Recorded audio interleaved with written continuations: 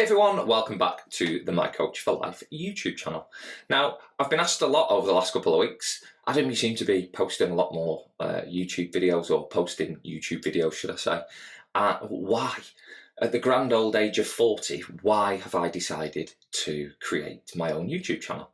Well, in all honesty, I've been pretty obsessed with personal development for well over a decade now.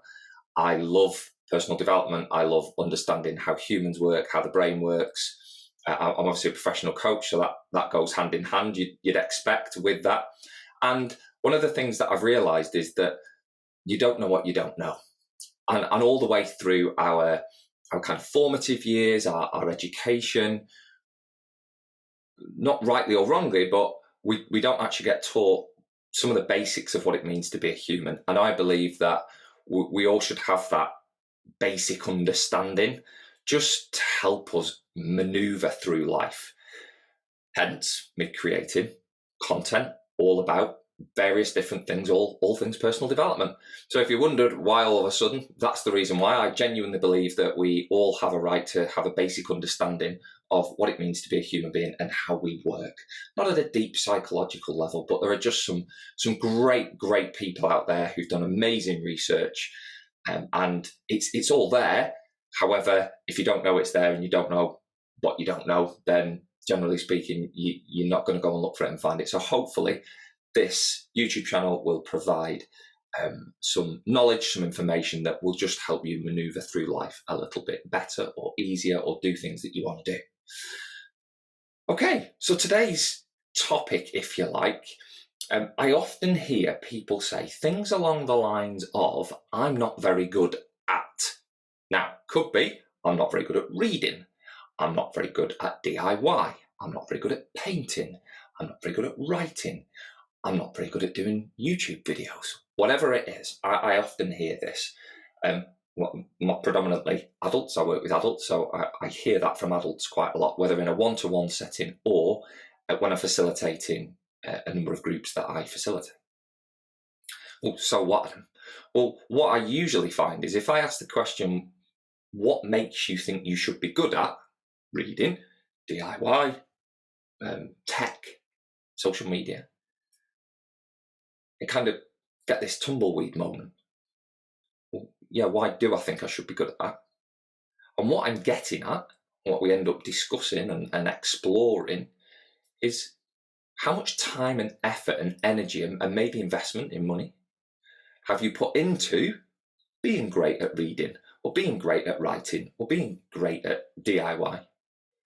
So we oftentimes build up a narrative and a story about not being good at something, and we just believe that narrative and that story because it's probably been there quite a while.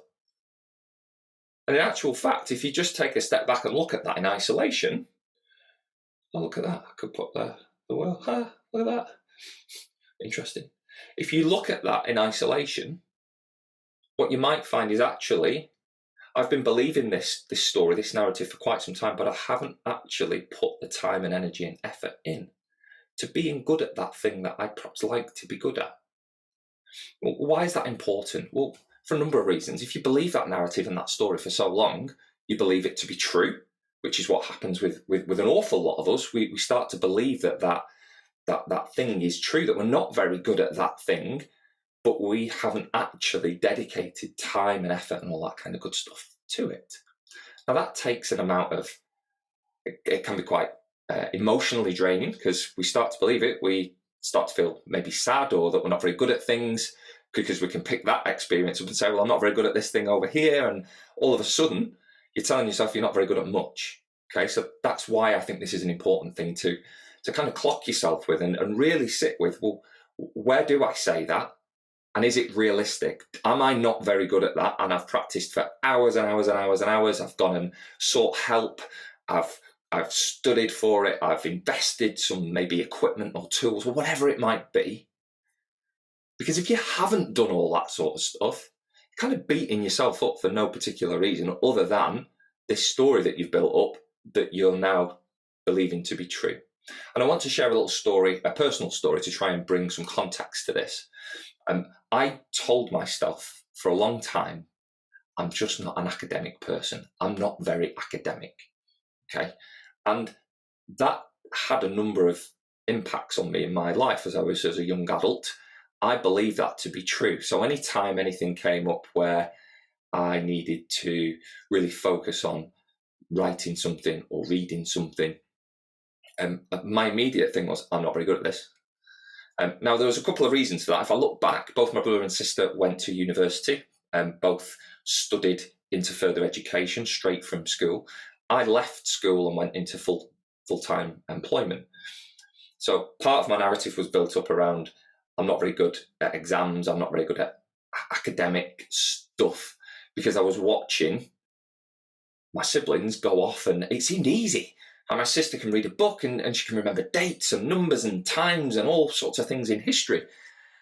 I read a book and 2 weeks, well, if I'd read a book at that point, I don't think I was actually reading books at that point, I'd be literally kind of, oh, I have no idea.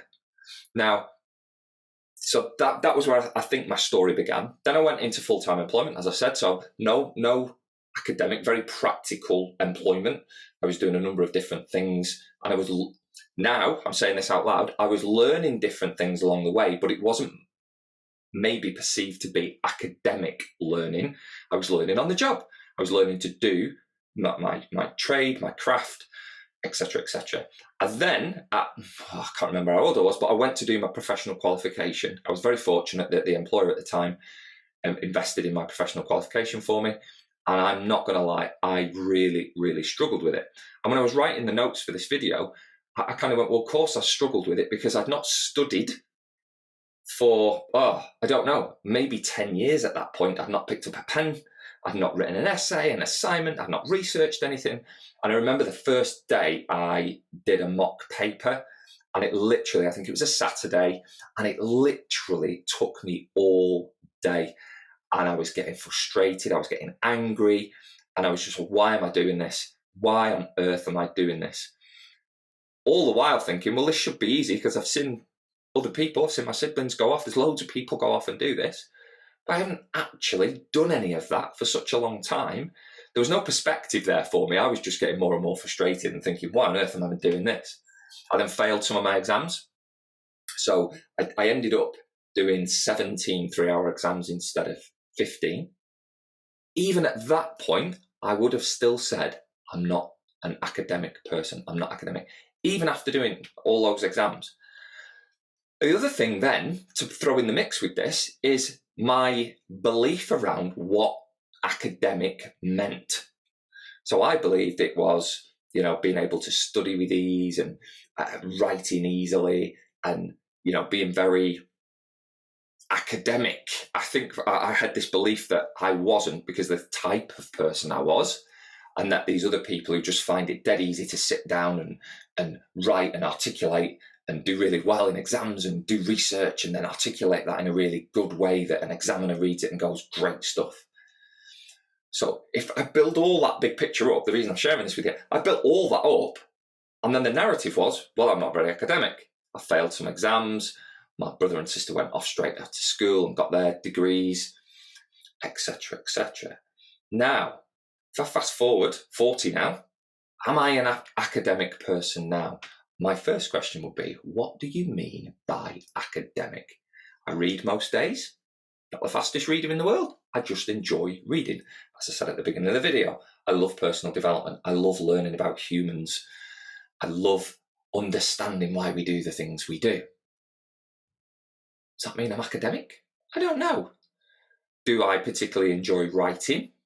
Well, not really, but I don't practice it either. So for me, sharing ideas, part of the reason I chose YouTube as the medium to share my ideas and some of the things that I've learned and just great things from the world of personal development, I find it much easier to talk and articulate things that way. So I'm practicing this because I enjoy doing it. It gives me a sense of achievement. I could have said, I'm going to do lots of blogs and writing, but I don't find that particularly enjoyable. I don't find it particularly easy. But that doesn't mean I'm bad at it. It just means I haven't practiced it. So hopefully that's given you a bit of a flavour today. So if I was to summarise, have a think about, is there somewhere in your life that you keep telling yourself, I'm not very good at that? What impact is that narrative having on you as an individual? Does it make you feel quite sad? Does it make you feel as though you've not achieved what you want to achieve? But actually then take a look at that. Go and delve in there a little bit more. As I said, did you ask for support? Have you spent, hundreds and hundreds of hours, if not thousands of hours practicing? Have you been told that you're not very good at it, but actually who told you? Where were they at their point of life? Where are your reference points? Where are you building up that narrative from? And if you kind of go, do you know what? It's not that I'm not very good at it. It's just that I might not have practiced or put focus and passion and energy into it. And that's okay. Because what that then means is you can kind of take that narrative and go, actually, it's not true. It's not a real reflection. It's not that I'm not good at that thing. It's just that I haven't necessarily put all my focus, energy, and attention on it in order to get good at it.